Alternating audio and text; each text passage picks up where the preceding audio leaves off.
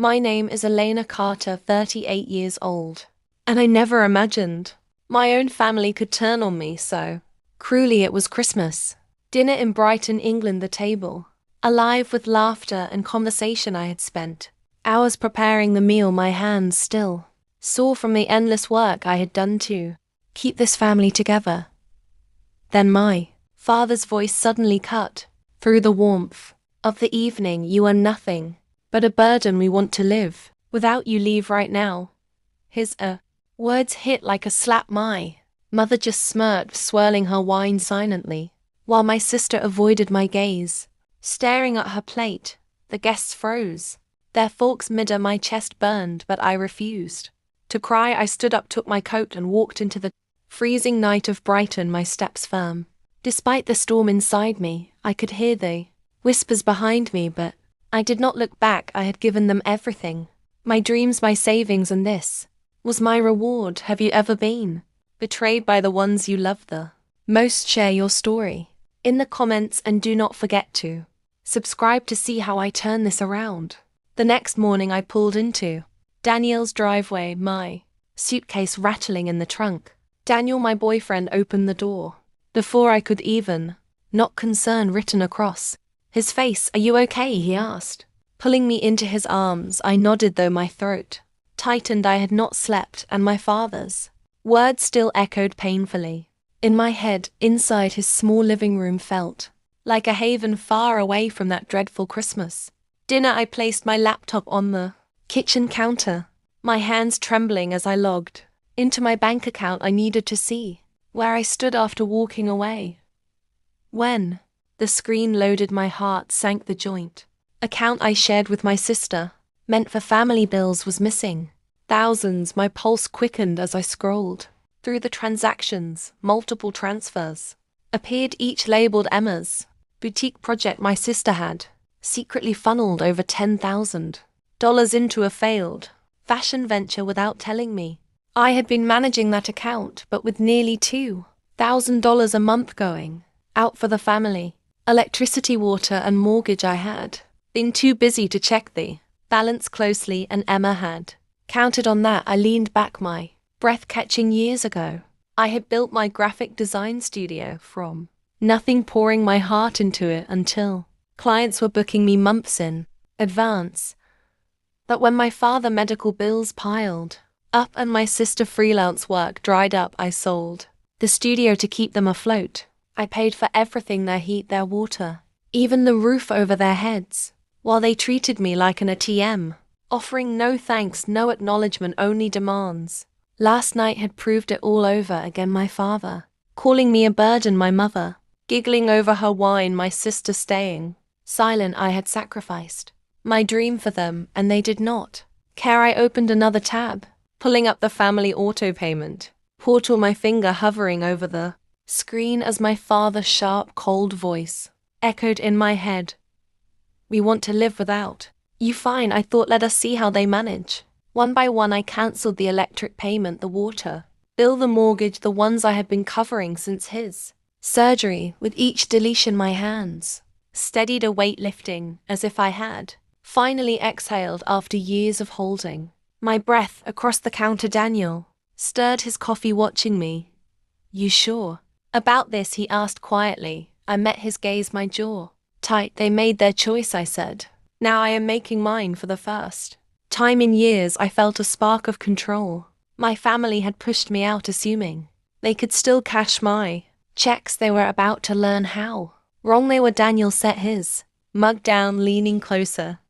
You do not have to go through this alone, he said. I nodded, grateful, but my mind was already racing. I had given up my studio, my savings, my life for them. No more. I pulled out my phone and opened job boards, scanning for freelance design gigs I needed to rebuild, and was not waiting for their apologies. My sister betrayal cut deepest. She had taken my money, my trust, and stayed silent while our father threw me out. I was not just cutting their bills, I was cutting them out of my future. I paced Daniel kitchen, my resolve hardening. The family house, their lights, their water, it was all on them now. I had spent years believing duty meant Being used, it did not glancing.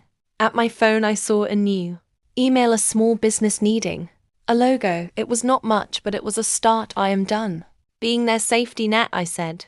Firmly. Daniel gave a small, steady smile. 2 days later, I sat on his couch, still reeling, his hand resting on mine. Talk to me, he said, gently, and I did. The years of betrayal, the bills I had paid, the silence of my sister while I was humiliated. My voice cracked, but I kept going. I gave up everything for them, and they called me a burden. Daniel leaned forward, eyes serious. You know, he said, I had a friend in college whose parents drained his savings, used his money for their debts, then blamed him when things went bad. He kept giving, thinking it would earn respect. It did not. He only got his life back when he stopped. You deserve better, Elena. Set your boundaries now, or they will keep taking. His words hit like a door swinging open. I had been trapped in their cycle too long, always the one to fix things, to sacrifice my resolve. Sharpen. The auto-payment portal was still open. There were smaller bills left, internet, phone, even my father car insurance, all tied to my account. My fingers moved fast, shutting them down one by one. Each cancellation felt like cutting a chain. The phone bill was last. I hesitated, then hit confirm. No going back. They wanted to live without me. They could start now. My phone buzzed, my father number flashing. I braced myself and answered. Elena, what is going on? My father barked, his voice sharp. The lights are out, the water is off. What did you do? I gripped the phone, my heart pounding, but my voice steady. You said I was a burden. Dad, you told me to get out. I am just giving you what you wanted. He sputtered. You are overreacting. Turn it all back on now. Overreacting. The word stung, but I did not flinch. You chose this, I said, my tone cold. You do not get to demand my help anymore. I hung up before he could respond, my hands shaking, but my mind clear. Daniel nodded from across the room, a quiet pride in his eyes. I opened my laptop again, this time to job boards. My graphic design studio was gone, but I still had my skills. I scrolled through listings, logos, branding, website mock-ups. A local coffee shop needed a menu redesign. A startup wanted a full brand package. My fingers hovered over the keyboard, a flicker of excitement cutting through the anger. I drafted an email to the coffee shop attaching my portfolio. It was small, but it was mine. Was not just cutting ties with my family, I was building something new. Daniel brought me a coffee, setting it on the table. You are stronger than they will ever know, he said. I managed a small smile, the first in days. My sister betrayal, my father demands. They could not touch me here. I sent another email, this time to the startup, my confidence growing. A week later, my phone lit up with my sister name. I was in the kitchen sipping coffee, trying to focus on a logo sketch for a new client. I hesitated, then answered. Emma's voice came through, sharp and accusing. You were so selfish, Elena. She said you cut us off without a word. Do you know what you are doing to Mom and Dad? I clenched my jaw, her words sparking anger. Selfish. After everything I had given Emma, I said, my voice low. I know about the money, $10,000 taken for your failed fashion project. You thought I would not notice. Silence hung on the line. Then she scoffed. You are making this about me. Typical. I could hear her typing, probably already spinning her story. You took my trust, I said. You do not get to lecture me. I hung up, my pulse hammering. 2 days later, my mother showed up at Daniel's door. Daniel let her in, his face tense but polite. Susan stood in the living room, her hands twisting together. Elena, we are struggling, she pleaded, her voice shaky. The bills are piling up. The house payment is late. Please turn the services back on. Her eyes were red, but I saw no regret, no apology for that night. I leaned against the counter, arms crossed. Mom, you laughed when Dad told me to get out, said, my tone even but firm. You let him call me a burden, Emma.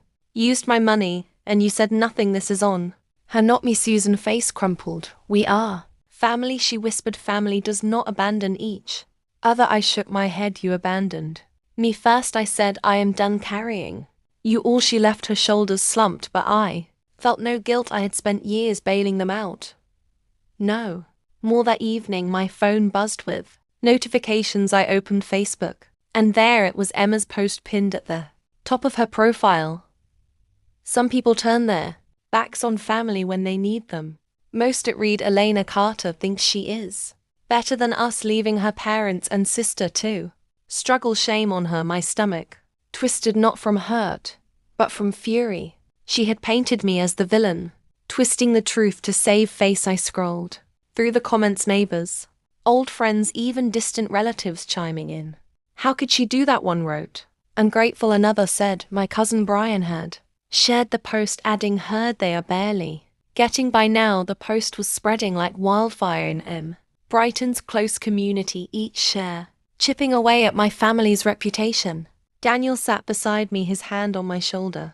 They are lashing out because they are desperate, he said. I nodded, but the sting of Emma's words lingered. I could have posted my side, how I had paid their bills, how Emma stole from me, how they threw me out, but I did not let them talk. I was not the one hiding the truth. I refreshed the page, watching the comments pile up. A local business owner I had worked with messaged me privately.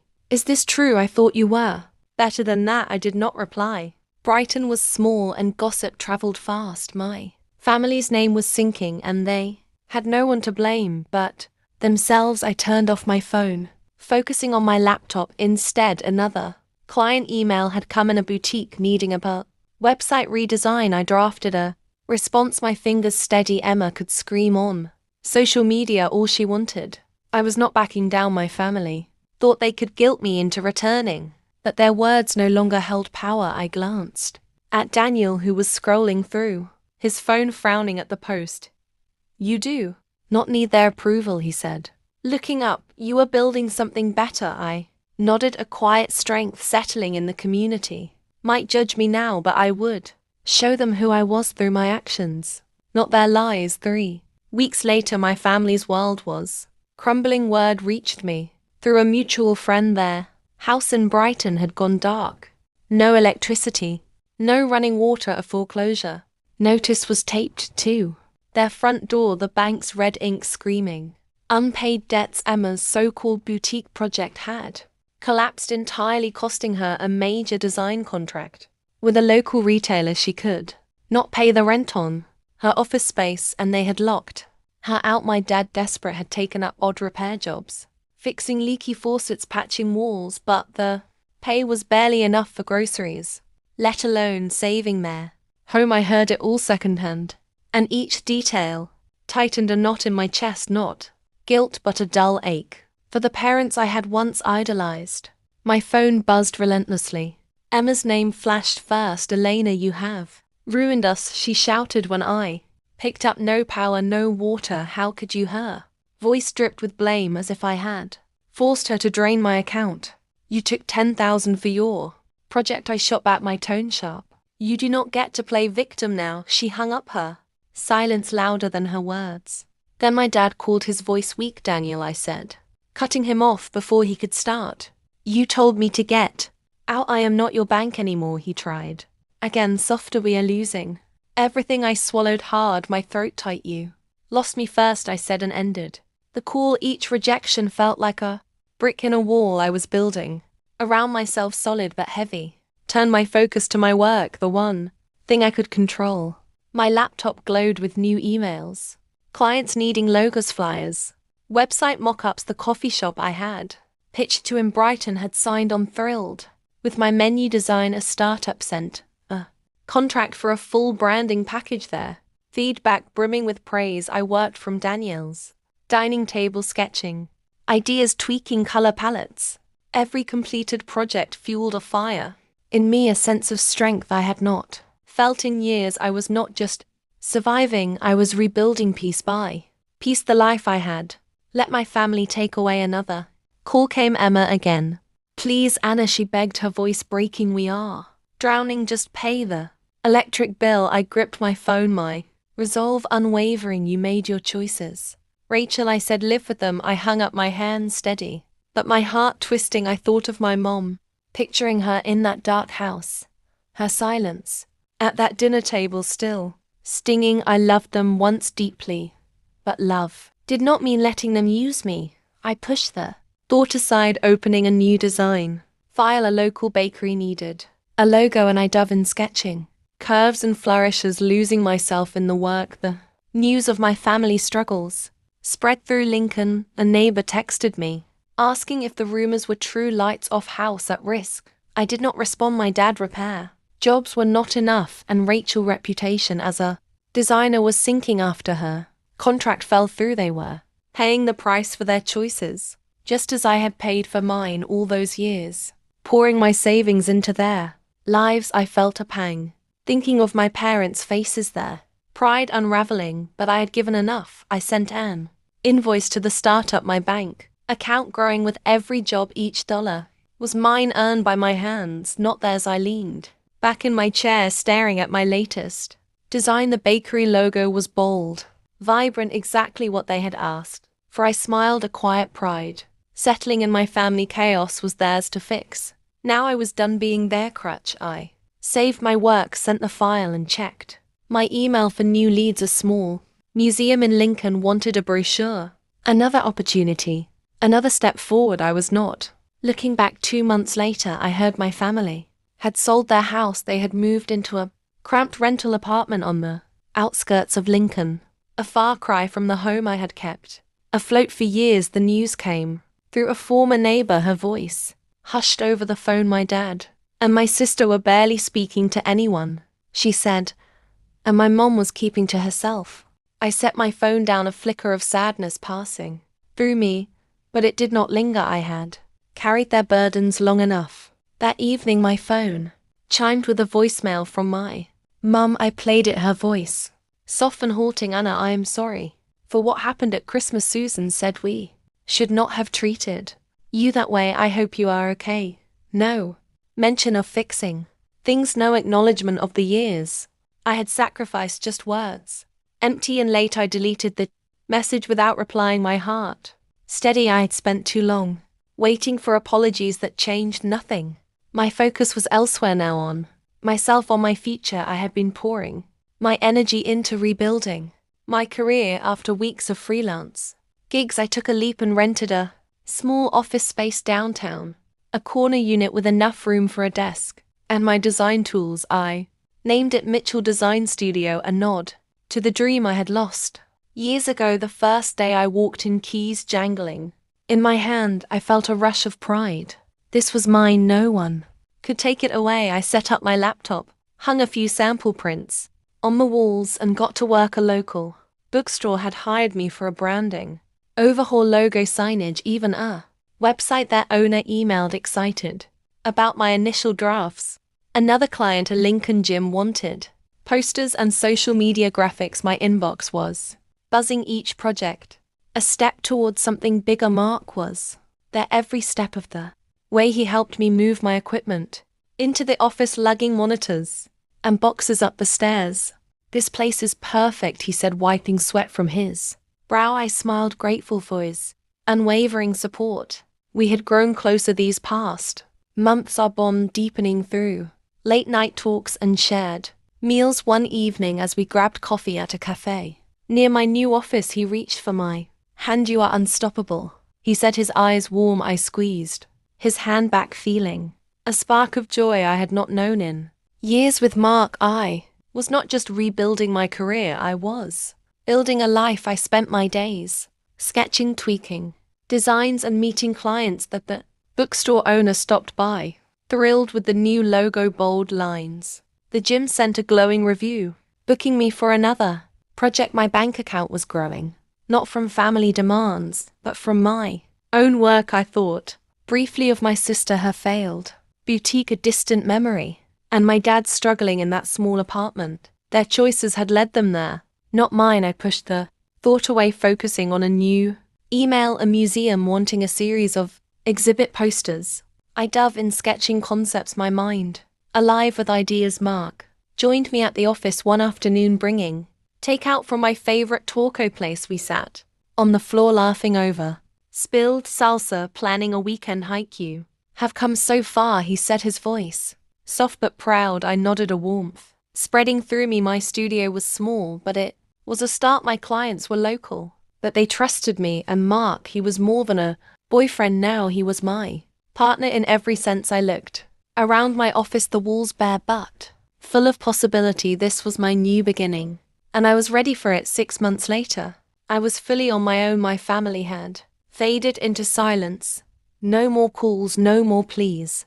I had heard through the grapevine that my cousin Brian was still stirring the pot, whispering to anyone who would listen about the Mitchells' downfall.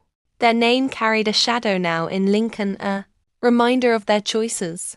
I did not care to correct the rumors. My focus was my life, my studio, my future. I had cut every tie to my past, and for the first time I felt free. My days were filled with work at Mitchell Design Studio.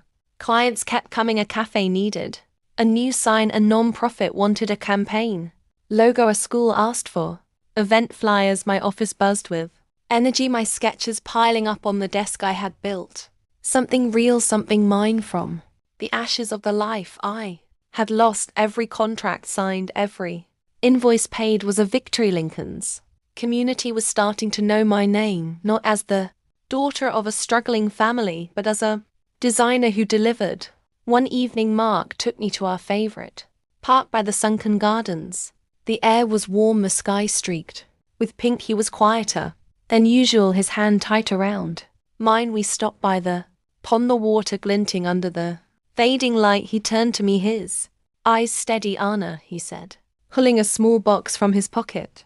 You have rebuilt everything on your own terms. I want to build a life with you. He opened the box, revealing a simple silver ring. My breath caught, not from surprise, but from the weight of his words. I nodded, tears prickling my eyes. Yes, I whispered. He slipped the ring on my finger, and we stood there wrapped in each other, the world fading away. We planned a small wedding, just us and a few close friends, in that same park. On the day, I wore a white sundress, nothing fancy, but it felt right. Mark stood under a canopy of oaks, his smile brighter than the June sun. We exchanged vows, promising to support each other, to build a life of trust. The ceremony was short, the reception just a picnic with music and laughter. I looked around at the faces, friends who had cheered my journey, who saw me for who I was. My family was not there, and I did not miss them. This was my new beginning, surrounded by people who valued me. Later, as we danced under string lights, I thought about the road I had traveled. I had given everything to a family who took me for granted, who called me a burden when I stopped giving. Walking away was the hardest thing I had ever done, but it taught me something vital. You have to set boundaries to protect yourself. I learned to stand up, to say no, to choose people who lift you up instead of dragging you down. Mark was that person for me, steady and kind, never asking me to be less than I was. My studio, my clients, my life, they were proof I could rebuild without their weight. I want to leave you with this family does not mean obligation. It is okay to walk away from those who hurt you, to build a life with people who see your worth. I did it, and I am stronger for it. If you faced family conflict, how did you find your way through? Share your story in the comments. I would love to hear how you reclaimed your peace.